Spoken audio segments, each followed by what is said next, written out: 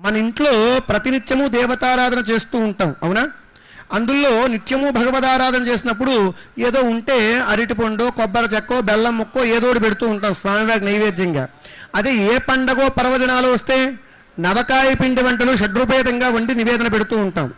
ఏ ఇంట్లో అయినా ఏ స్వామివారైనా ఏ నైవేద్యాన్నైనా స్వీకరించారా? మీ ఇంట్లో తిన్నారా? మీ ఇంట్లో మరి అవన్నీ ఎవరు తింటున్నారు? మనమే తినేస్తున్నాం. మరి మనం తినేసి స్వామివారికి నైవేద్యం అంటే ఎలా కుదురుతుంది? ఆయన తింటే కదా. ఏంటి, నిజంగా తింటే ఎవరు బెటరు, అంతే. కాబట్టి మనమే తినేస్తున్నాం. మరి స్వామివారికి ఏమిటయ్యా అంటే ఆయన భక్త ప్రీతి కలిగినటువంటి వాడు. తల్లి చూడండి, ఆవిడ కడుపు మాడుతూ ఉన్న బిడ్డ ఆకలి తీరి కడుపు నిండా ఉంటే చక్కగా ఆ తల్లి చూసి ఆనందిస్తుంది, అంతేగాని నాకు లేదు అని చెప్పి బిడ్డని చూసి బాధపడదు, అవునా? కానీ బిడ్డ తింటే చాలు తల్లి ఆనందపడుతూ ఉంటుంది. భగవంతుడు కూడా అంతే, భక్తులంతా కూడా తృప్తిగా ఉంటే ఆయన ఆనందిస్తూ ఉంటాడు. కాబట్టి ఆయన లౌకిక ప్రసాదాలు ముట్టడు, అవన్నీ కూడా భక్తులకే ఇస్తూ ఉంటాడు. మరి ఆయన తినకుండా అది ప్రసాదం ఎలా అవుతుంది? ఆయన తింటే కదా అది ప్రసాదం అవ్వాలి. ఆయన తిని కాస్త విడిచిపెడితే అది ప్రసాదంగా మనం స్వీకరించాలి. కానీ ఆయన తినకుండా అది ప్రసాదంగా ఎలా మారుతుందయ్యా అంటే ఎలా? మనం సాధారణంగా తినటం అంటే ఎన్ని రకాలుగా తింటాం? ఎలా తింటాం? ఏదైనా మీకు పదార్థం పెట్టి పళ్ళల్లో వడ్డించి తినండి అయ్యా అంటే ఎలా తింటారు మీరు? చేత్తో తీసుకుని నోటితో తింటాం, అంతేనా? ఇంకెలాగైనా తింటారా? అంతేనా? కాదు. విశేషించి మీకు ఒక ఉదాహరణ చెప్తే బాగా అర్థమవుతుంది. ఎక్కడో వంటింట్లో అమ్మ ఏ పులిహోర కోసమో అని చెప్పేసి చక్కగా శనగపప్పు, మినప్పప్పు, ఆవాలు, ఎండుమిర్చి, పచ్చిమిర్చి, కరివేపాకు వేసి దూరగా చక్కగా వేయిస్తూ ఉంటే ఏమొస్తుంది? మంచి సువాసన వస్తుంది.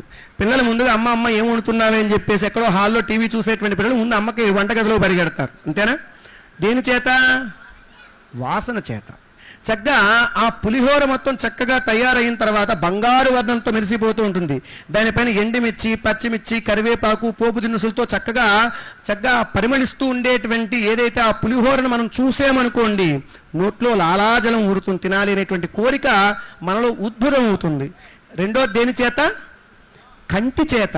కంటికి చూడగానే ఆకర్షణీయంగా అనాలి, అంతేనా? తర్వాత మనం చూసినటువంటి ఏదైతే వాసన ఉందో, ఆ రూపం ఉందో, దాన్ని ఆధారంగా చేసుకుని లాంఛనంగా చక్కగా మనం ఆస్వాదిస్తూ పదార్థాన్ని తింటూ ఉంటాం. తినే ప్రక్రియ ఇది.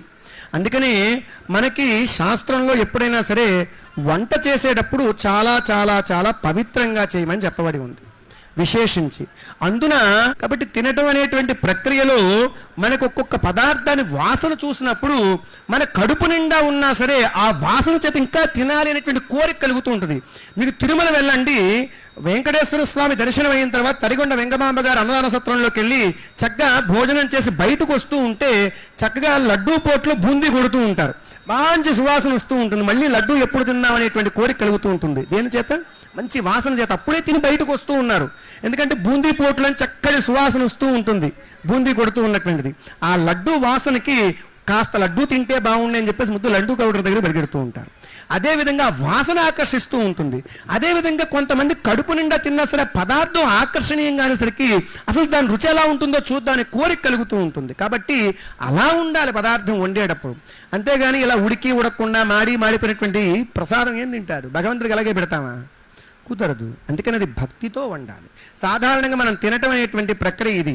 అందుకనే భగవంతుడికి నైవేద్యం చూపించేటప్పుడు ఆచార్య స్వామి వారు ఏం చేస్తారయ్యా అంటే ప్రసాదాన్ని చక్కగా వండినటువంటి ప్రసాదాన్ని ఎవ్వరూ చూడకుండా దానిపైన మూత వేసుకుని గర్భాలయంలోకి తీసుకెళ్ళి స్వామివారికి తెర వేసి స్వామివారి యొక్క దృష్టి దానిపైన పడే విధంగా దాని మూత తీస్తాడు. అది స్వామివారికి దర్శనంగా చూపిస్తూ ఉంటారు మహానైవేద్యాన్ని. ఇప్పుడు స్వామివారు చూశారు కాబట్టి అది ప్రసాదంగా మనం భావన చేసి స్వీకరిస్తూ ఉంటాం. అందుకనే స్వామివారికి నైవేద్యం పెట్టినప్పుడు ఎవరూ చూడొద్దని ఎందుకంటారంటే ఆ పదార్థము చూసి నా నోట్లో లాలాజలం ఊరిందనుకోండి, నా ఉచ్చిష్టం నా ఎంగిలితో సమానం.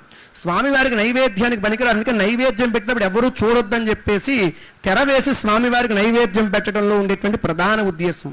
కాబట్టి చక్కగా స్వామివారికి మరి అలా చూపించి మనమే ప్రసాదాలుగా స్వీకరిస్తూ ఉన్నటువంటి వాడు. ఒకసారి ఒక శిష్యుడికి ఒక అనుమానం వస్తూ ఉంటుంది. గురువుగారిని అడుగుతాడు, గురువుగారు మీరు పెట్టిన ప్రసాదం అక్కడే ఉంది కదా, స్వామివారు తినేశారు, స్వీకరించేశారన్నారు కదా, అది ఎలా సాధ్యం అవుతుంది? చూసినంత మాత్రం చేత అది నిజంగా భగవత్ ప్రసాదంగా మారిపోతుందా? అది భగవంతుడైపోతాడా ఆ ప్రసాదము అనేటువంటి సందేహం కలుగుతుంది. సరే, గురువు గారు ఆ ప్రశ్న వింటారు. ఆయన చెప్పే పని ఏమిటి? పాఠం చెప్పుకోవటం. సరే అని చెప్పేసి ఆ రోజు ఒక శ్లోకాన్ని చెప్తారు గురువు గారు ఆ శిష్యునికి. చక్కగా అందులో ఏదో వెంకటేశ్వర స్వామి గారికి సంబంధించినటువంటి ఏదో శ్లోకాన్ని చక్కగా నేర్పించి, నేను సాయంకాలం వస్తాను, సాయంకాలం మళ్ళీ ఆ శ్లోకాన్ని నాకు అప్పగించాలి అని చెప్పేసి చెప్తారు. సరే, గురువు గారు చక్కగా ఆ శ్లోకాన్ని 4 సార్లు చెప్పేసి ఆ పుస్తకాన్ని అక్కడ పెడతారు. నువ్వు వల్లి వేసుకొని ఆయన అని చెప్పేసి గురువు గారు వేరే పని ఉంటే చూసుకుని సాయంకాలం సంధ్యావందనం చేసుకుని వస్తారు.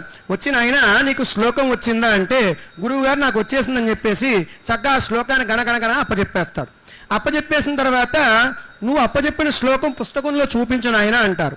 చూపిస్తాడు. నాకు గురువుగారు మీరు చెప్పారు కదా, నీకు ఈ శ్లోకం ఇలా ఉంది, నేను ఎలా ఉందో అలాగే అప్పగించానని చెప్పేసి అన్నారు. మరి ఇక్కడే ఉన్న శ్లోకం నీ నోట్లోంచి ఎలా వచ్చింది? శ్లోకం అక్కడే ఉంది కదా, అవునా? మరి నీ నోట్లోంచి ఎలా వచ్చింది అది? నేను చెప్పిన శ్లోకం అక్కడే ఉంది, నువ్వు అప్పగించేసావు, నాకు వచ్చేసింది అన్నావు కదా. కాబట్టి ఉన్న శ్లోకం అక్కడే ఉంది, కానీ అది నువ్వు ఎలా మారావు? ఇప్పుడు నీలో ప్రవేశించింది కదా ఆ శ్లోకాన్ని. నువ్వు ఉన్నంతకాలం ఆ శ్లోకాన్ని మర్చిపోగలవా? అది నువ్వు అయిపోయావు కదా, అవునా? ఇప్పటి వరకు శ్లోకం వేరుగా ఉంది, నువ్వు వేరుగా ఉన్నావు. ఎప్పుడైతే దాన్ని నువ్వు కంఠస్థం చేసావో అప్పుడు ఆ శ్లోకం నువ్వు అయిపోయావు. నువ్వు ఎప్పుడు అప్పుడు ఆ శ్లోకాన్ని చెప్పగలవు. ఎలా అయితే దాంట్లో ఉండేటువంటి తత్వాన్ని నువ్వు పట్టుకున్నావో, భగవంతుడు కూడా లౌకికమైన ప్రసాదాన్ని ఆయన ముట్టడు, అందులో ఉండే సారాన్ని ఆయన గ్రహించి అది భక్తులకు ప్రసాదంగా అనుగ్రహిస్తూ ఉంటాడు. అది నాయన భగవంతుడు ప్రసాదం తీసుకునే పద్ధతి. కానీ అది భక్తుల కోసమే విడిచిపెడతాడు. ఆ శ్లోకాన్ని వాడే నవలి మింగేశాడు అనుకోండి, మరుసటి వాడు చదువుకోవాలంటే ఎలా కుదురుతుంది?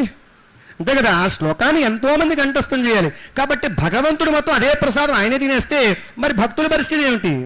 అందుకనే ఆయన ఆత్రత్రాణ పరాయణుడు కాబట్టి భక్తితో చక్కగా భగవంతుని ప్రార్థిస్తే ఆయన ప్రసాదం అంటే పులిహోర, దద్దోజనం, చక్కెర పొంగల్ ఇదే కాదు, మనకి ఏ ఈప్సితములు అంటారు, మనకి ఏ కోరికలు ఉంటాయో దాన్ని తీర్చేటువంటి వాడు. ప్రసాదము అంటే భగవంతుని యొక్క అనుగ్రహానికి పేరే ప్రసాదము. ఆయన అనుగ్రహించాలి అనుకుంటే ఏదో అన్నం పెట్టడమే కాదు, మనకి ఏ ఇబ్బందులు ఉంటాయో వాటి నుంచి మనల్ని రక్షించేటువంటి వాడు. కాబట్టి ఆయనకి మరో పేరు ఆత్రత్రాణ పరాయణుడు అంటారు. అందుకనే భగవంతుడు లౌకిక ప్రసాదాన్ని ఎప్పుడు కూడా